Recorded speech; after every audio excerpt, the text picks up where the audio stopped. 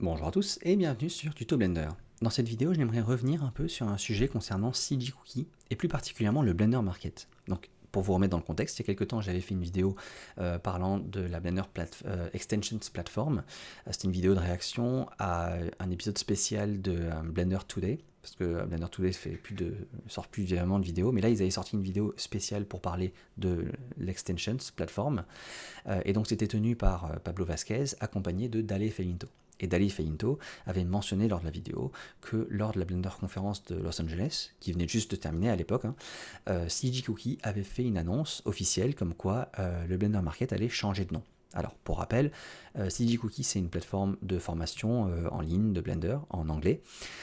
Et le Blender Market, c'est une plateforme comme un marché en ligne, disons, une plateforme de vente en ligne qui a été créée et qui est toujours maintenue aujourd'hui par CG Cookie, par les créateurs de CG Cookie, pour donc du coup vendre des add-ons et des assets et plein de choses sur Blender, quoi. C'est une très grosse référence en termes de vente de produits liés à Blender. Il y a aussi Gumroad et tout à côté, mais Blender Market c'est vraiment spécifique à Blender. Ça a 10 ans ou plus de 10 ans aujourd'hui, donc c'est très gros, quoi. Et c'est connu sous Blender Market depuis le début, depuis très longtemps. Donc c'est quand même quelque chose d'assez gros, d'assez important à noter que une telle entreprise, disons, un tel système va changer de nom parce que ça a quand même 10 ans, c'est très connu, c'est un peu le numéro 1, ou enfin c'est dans le top, voilà, des sites où on va pour télécharger, acheter des add-ons et autres choses concernant Blender, extensions et tout de Blender. Donc que eux changent de nom, voilà, c'est assez important pour être noté. Cela étant dit, ils le font quand même et la vidéo pourrait s'arrêter là en fait. Blender Market change de nom, voilà le nouveau nom, point barre. Sauf que ce qui est intéressant et très important, je pense, à appuyer en fait et à mettre en avant aujourd'hui, c'est les raisons pour lesquelles ils changent de nom. Et puis en petit bonus, il y a aussi, le nom a une signification et tout, c'est assez cool. Donc déjà, parlons de la raison pour laquelle ils changent de nom. Donc si j'en crois ce qu'ils expliquent dans cette vidéo, où ils annoncent donc le changement de nom, leur but, comme tout le monde en fait, c'est avant tout de grandir, de prospérer, de s'améliorer, etc. Mais dans ce contexte-là, ils aimeraient prendre un peu de recul et d'abord se dire, ok, ce qui peut être bénéfique pour nous, c'est aussi de faire grandir et faire évoluer et tout ça Blender, juste le projet Blender et le logiciel. Parce que, in fine, eux, ils y gagnent en fait. Si Blender devient meilleur et grandit, tout ça, eux, ils y gagnent à la fin, forcément. Pour ça, il y a un certain nombre d'actions qui vont être prises en compte, notamment par exemple inciter les gens à venir faire des dons par eux-mêmes plutôt que de passer par le Blender Market, etc.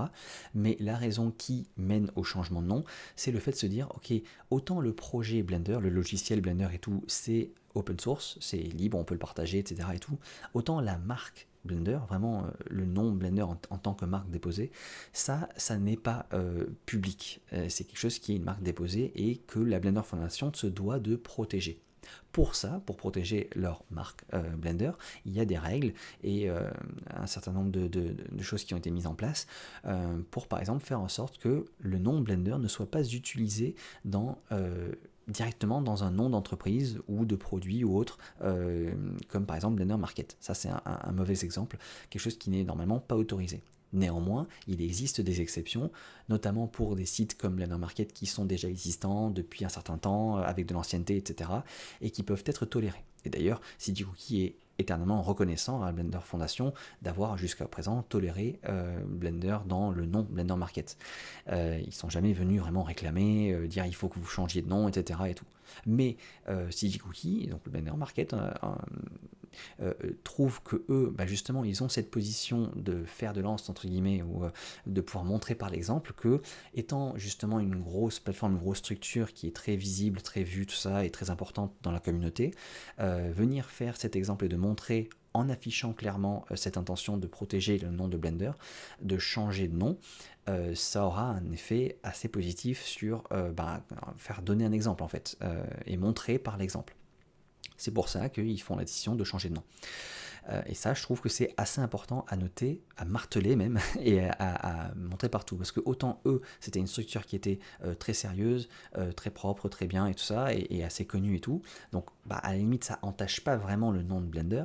Mais si on se dit que demain, n'importe qui peut venir monter une structure, un projet, un machin, une formation, j'en sais rien, en mettant juste Blender dans le titre, comme ça, en gros, et que ça c'est n'importe quoi, en fait, c'est un truc, ça peut venir dégrader en fait la marque de Blender.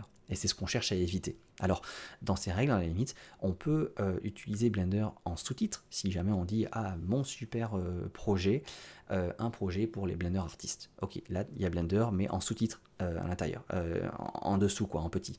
C'est pas le nom, en gros, en principal du produit. Là, c'est autorisé. Mais évitez de le mettre, voilà, de l'utiliser comme voilà, votre image à vous aussi de marque dans vos produits ou dans votre entreprise. Et c'est ça qui est poussé en avant dans cette vidéo-là. Donc je trouve ça très important de mettre en avant et de faire comprendre à un maximum de gens parce qu'on n'y pense pas vraiment et c'est pas forcément le chose. On est des artistes, on n'est pas forcément le genre de choses auxquelles qu'on va regarder et ce serait peut-être involontaire de notre part ou inintentionnel de faire cette erreur-là. Mais donc c'est d'autant mieux de pouvoir le mettre en avant. Je ne vais pas traîner non plus trop longtemps, on va annoncer donc le nouveau nom qui a été choisi. Du coup, si j'annonce ici, voilà, hop, un peu plus tard, pouf, le nouveau nom de Blender, du Blender Market sera donc Superhive. Et on arrive dans la partie un peu bonus parce qu'il y a cette espèce de signification qu'il y a derrière le nom que je trouve vachement cool, et le nom est vraiment très bien trouvé du coup, parce que d'une part, ils arrivent à garder le logo du Blender Market qui est donc l'abeille qui est ici, et donc qui reste dans cet univers de l'abeille. Et Superhive, donc ça veut dire quelque chose en anglais. Déjà, hive, c'est ruche, quoi. Et Superhive en anglais, donc il l'explique mieux que moi, mais en gros, c'est un système, j'ai essayé de traduire en fait en français Superhive, mais ça fait super ruche, donc c'est pas ouf, hein, en français, il n'y a pas de nom spécifique à donner à ça, mais c'est une forme de structure de la ruche qui est faite dans un but d'extension, d'expansion, notamment par exemple en réservant des cellules en plus pour stocker le miel ou pour agrandir en fait le naissain d'abeilles. Et ça c'est vraiment vachement bien quand on sait que donc lui il le définit et il fait un peu cette comparaison, cette analogie avec les add-ons. Donc Superhive c'est littéralement un add-on, c'est le fait de pouvoir créer donc cette cellule supplémentaire en plus pour venir étendre la ruche, en gros comme une extension, et donc ça fait directement lien aux add-ons et c'est un lien vraiment physique fort quoi qui est bien. Mais en plus de ça, du coup ils gardent avec Superhive un lien avec leur icône, leur logo qui est donc l'abeille. Et pourquoi l'abeille? Parce que en anglais l'abeille ça se dit bee, bee un peu comme la lettre B, on prononce aussi bee en anglais, et donc ça fait un lien là-dessus. Et le B c'est comme B3D, B3D c'est pour Blender 3D, voilà, ceux qui savent en gros dans la communauté Blender, c'est un hashtag qu'on peut utiliser, B3D pour Blender 3D, et donc voilà, eux ils arrivent à connecter tout ça en même temps, c'est vachement bien, je trouve, c'est très bien trouvé, et puis le nom est plutôt cool, et voilà l'annonce, et voilà surtout la raison de cette annonce, et la raison du changement de nom, et pour moi c'était assez important de faire le point là-dessus. Dites-moi si vous avez aimé cette vidéo, ce contenu, ce genre de petit format là, et n'hésitez pas donc à me soutenir, à mettre des j'aime, à partager, etc. Ça aide beaucoup le développement de cette chaîne qui se développe de plus en plus là prochainement. Il y a des trucs qui arrivent, ça va être cool. Merci aussi pour tous vos retours sur le live que j'ai fait récemment là, sur la sortie de la version 4.2 de Blender. Il y a de très bons retours, des bonnes critiques pour s'améliorer, pour aller de l'avant, et globalement vous avez apprécié, donc c'est vachement bien. Et je vous en remercie grandement parce que moi je grandis avec ça. Merci beaucoup et à très bientôt. Au revoir.